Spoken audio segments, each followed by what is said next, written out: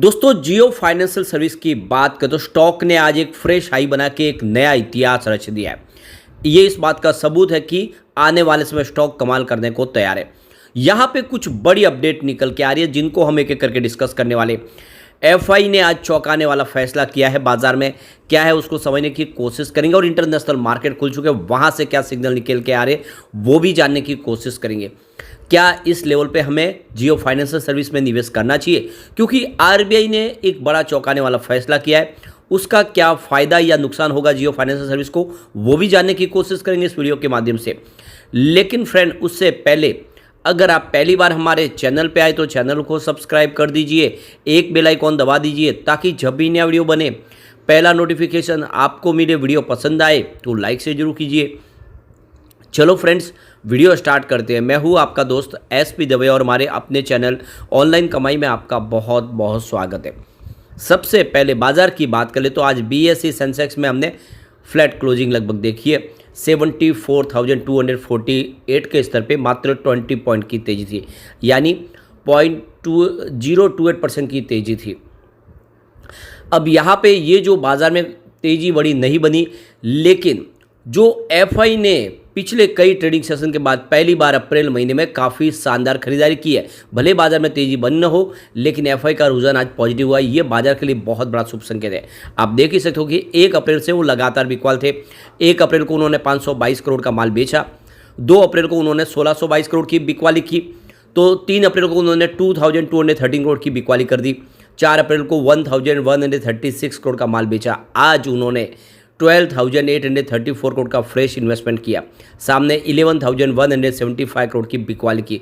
तो उनकी जो खरीदारी का आंकड़ा है वो 1,659 करोड़ पॉजिटिव है, यानी इस अप्रैल महीने में पहली बार एफआई ने बाजार में खरीदारी की है और ये बाजार के लिए काफ़ी अच्छा शुभ संकेत है। वैसे इस महीने में 3,835 करोड़ का उन्होंने माल बेचा है। अब आशा करें कि एफआई फिर से बाजार में खरीदारी करेंगे, लेकिन आज बाजार में डीआई ने जम के बिकवाली कर दी और इसी वजह से बाजार में तेज़ी नहीं बन पाई।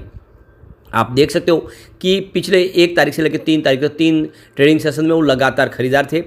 4 अप्रैल को कल उन्होंने 893 करोड़ की बिकवाली कर दी और आज तो 3,370 करोड़ की भारी भरकम बिकवाली कर दी और इसी वजह से बड़ी तेज़ी नहीं बन पाई। तो भले ही आप देखें तो एफआई खरीदार बने हो, लेकिन सामने डीआई ने बाजार का साथ नहीं दिया।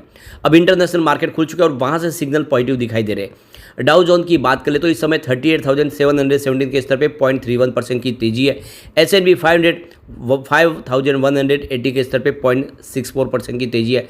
नेस्डेक कंपोजिट 16,191 के स्तर पे जहाँ पे 0.89% की तेजी है। सिर्फ रिजल्ट 2000 इंडेक्स में कुछ गिरावट है, 2049 के स्तर पे 0.22% की गिरावट है। ओवरऑल सिग्नल अच्छे है बाजार के लिए अभी फिलहाल। तो जियो फाइनेंशियल की बात करें, स्टॉक की शुरुआत तो बिल्कुल फ्लैट हुई 361 की जो कल की क्लोजिंग थी, लेकिन आप देख सकते हो कि इंट्राडे में गिरावट भी हुई है। 359 का लो बना है, इसका मतलब कुछ गिरावट हुई है, लेकिन जो स्टॉक दौड़ा वो काफ़ी ज़बरदस्त दौड़ा, 374 पर चला गया, बिल्कुल एक फ्रेश हाई बनाई। अंत में क्लोजिंग 373 के आसपास रही है, जहाँ पे 3.24% की ज़बरदस्त तेज़ी देखने को मिली। अब यहाँ पे देख ही सकते हो कि इंट्राडे का लो 359 का, लेकिन हाई 374 का है। 52 वीक का लो 202 का है और हाई 374 का है। ये इसकी एक ऑल टाइम हाई बनी आज, बिल्कुल एक फ्रेश नया इतिहास रच दिया है जियो फाइनेंशियल सर्विस ने। अब इसकी परफॉर्मेंस को देखें तो लगातार पॉजिटिव क्लोजिंग देखने को मिल रही है। 28 मार्च को स्टॉक 353 के आसपास क्लोजिंग दी थी, जहाँ पे 0.9% यानी लगभग 1% के आसपास की तेज़ी बनी। 1 अप्रैल को भी 0.9% की ही तेज़ी थी, यानी 1% के आसपास की तेज़ी के साथ 356 के आसपास स्टॉक आ गया। 2 अप्रैल की बात करें तो क्लोजिंग बिल्कुल फ्लैट ही रही 357 के आसपास। 3 अप्रैल को फिर से क्लोजिंग फ्लैट रही 357 के आसपास। 4 अप्रैल को 361 के आसपास स्टॉक आया 1.2% की तेज़ी के साथ और आज एक ज़बरदस्त तेज़ी बनी। तो पिछले 4-5 ट्रेडिंग सेशन से हम इसमें पॉजिटिव क्लोजिंग देख रहे हैं। इस अप्रैल महीने में गिरावट तो बिल्कुल नहीं हुई है, ये बहुत अच्छी बात है। अब यहाँ पे एक चौंकाने वाला फैसला किया है आरबीआई ने। आरबीआई ने कुछ एनबीएफसी का यानी 4 एनबीएफसी का सर्टिफिकेट रजिस्ट्रेशन कैंसिल कर दिया है। तो यहाँ पे देख सकते हो कि अब आरबीआई सख्त हो चुकी है। जो एनबीएफसी जो रूल्स रेगुलेशन को फॉलो नहीं कर पा रही है, उनके रजिस्ट्रेशन लगातार कैंसिल हो रहे हैं। तो ये जो कंपनियां जिसमें आप देखें तो कंडलेस motor finance private limited, Nitya finance limited, Bhatia hire purchase private limited और यहाँ पे Jeevan Jyoti deposit and advance limited, ये जो 4 एनबीएफसी है, इनको यहाँ पे अब कारोबार करने से रोक दिया गया है, उनका जो लाइसेंस था वो कैंसिल हो चुका है, अब ये एनबीएफसी की सर्विस नहीं दे पाएगी। तो अब एक तरह से अपॉर्चुनिटी निकल के आ रही है जियो फाइनेंशियल सर्विस के लिए कि छोटी बड़ी जो कंपनियां वो यहाँ पे अब काम नहीं कर पाएगी, तो वो मौका है, उनके जो कस्टमर है वो जियो के लिए मौका है। तो कुल मिला के इस समय जो छोटी छोटी एनबीएफसी है जो रूल्स रेगुलेशन फॉलो नहीं कर पा रही, उनकी तरफ से जो डिसीजन है वो सही लिए नहीं जा रहे, उस वजह से आरबीआई सख्त हो चुके हैं। आरबीआई उनको अब उनके लाइसेंस रद्द कर रही है और इसकी जानकारी आ चुकी है। तो कुल मिला के आने वाले समय एक अच्छा मौका है। एक बड़ी गुड न्यूज और निकल के आ रही है, एनबीएफसी ने इस बार रिकॉर्ड ग्रोथ दिखाई है Q4 में रिटेल लोन सेगमेंट में। आप देख सकते हो कि 6% की वृद्धि ईयर ऑन बेसिस पे देखने को मिल रही है थर्ड क्वार्टर के दौरान। दिसंबर 2023 में जो काफ़ी शानदार प्रदर्शन किया, गोल्ड हो या पर्सनल सेगमेंट में काफ़ी अच्छा प्रदर्शन किया है। तो उत्साहवर्धक रिजल्ट है, चाहे किसी भी तरह के लोन प्रोवाइड हो गए, वो सारे प्रोवाइड काफ़ी अच्छे किए। एनबीएफसी बेहतर कर रहा है। तो कुल मिला के एक तरह से देखें तो Q4 बेहतर रहने की उम्मीद है जियो फाइनेंशियल सर्विस का भी, क्योंकि लोन ग्रोथ बढ़ रही है। तो एक तरह से देख लो बिजनेस भी बढ़ने लगा है, इन्होंने अपने लीज के बिजनेस को भी शुरू कर दिया है। तो यहाँ पे समझ सकते हो कि ये जो आंकड़े उत्साहवर्धक हो सकते हैं, ऐसे में इसकी शेयर की प्राइस डेफिनेटली बढ़ सकती है। तो जो लॉन्ग टर्म इन्वेस्टर है उनको अच्छा मौका है कि वो जियो फाइनेंशियल सर्विस में निवेश कर सकते हैं इस लेवल पे। अब कुछ बड़ी डील की तरफ चलते हैं। डील का क्या माहौल है, बड़े फंड हाउस ने क्या इस बड़ी तेजी का फायदा उठाया? तो सुबह 9:15 पर 360 की प्राइस से 1,18,000 शेयरों की एक प्रॉफिट बुकिंग हुई। फिर 11:32 पर 366 की प्राइस से 1,59,000 शेयरों की एक बिकवाली और हुई। तो फिर उसी लग समय के आसपास थोड़ा 11:37 पर 367 की प्राइस से 1,62,000 शेयरों की एक बिकवाली और हुई। उसके बाद 11:51 पर 370 की प्राइस से 1,69,000 शेयरों की खरीदारी हुई।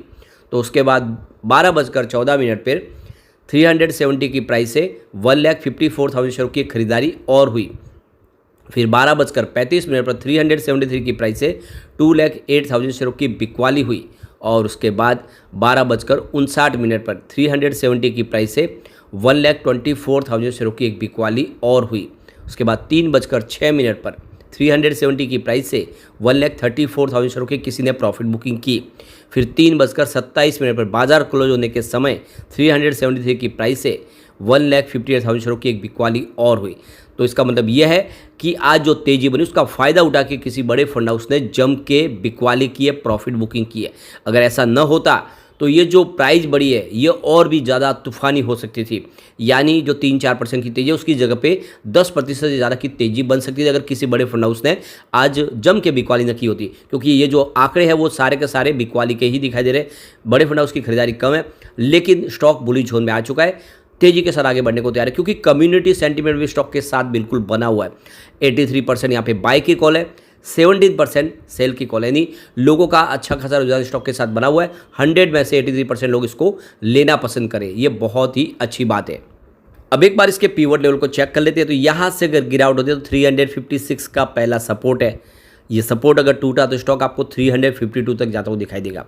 अब गिरावट और बढ़ जाती है तो आप देख लो कि स्टॉक 347 तक जा सकता है, यानी 350 का स्तर टूट सकता है, तो फिर गिरावट और बढ़ सकती है प्रॉफिट बुकिंग की वजह से। पॉजिटिव माहौल बना तो देख सकते हो 366 का फर्स्ट रेजिस्टेंस है, ये ब्रेक हो चुका है। सेकेंड रेजिस्टेंस 372 का है, इसको भी आज ब्रेक कर लिया है और क्लोजिंग 373 के ऊपर हुई है। इंट्राडे में 375 तक पहुंचा है, लेकिन 376 का थर्ड रेजिस्टेंस है, उसके आसपास क्लोजिंग हुई है, ये भी अब देख लो कि ब्रेक होता हुआ दिखाई देगा। तो स्टॉक बुलिश जोन में दिखाई दे रहा है। ऐसे में जो लॉन्ग टर्म इन्वेस्टर है उनके पास अच्छा मौका है, बिजनेस एक एक करके शुरू होने वाले। यह स्टॉक लंबी रेस का घोड़ा है, आने वाले समय 4 डिजिट में जा सकता है। इन्वेस्टमेंट आपको करना चाहिए, लेकिन फ्रेंड कोई भी इन्वेस्टमेंट करने से पहले अपने फाइनेंशियल एडवाइजर्स बड़े ले ले या अपना खुद का रिसर्च करें, क्योंकि मैंने वीडियो आपके एजुकेशनल पर्पज़ के लिए ही बनाया। वीडियो पसंद आए तो लाइक शेयर जरूर कीजिए और चैनल को सब्सक्राइब कर दीजिए। Thank you friend.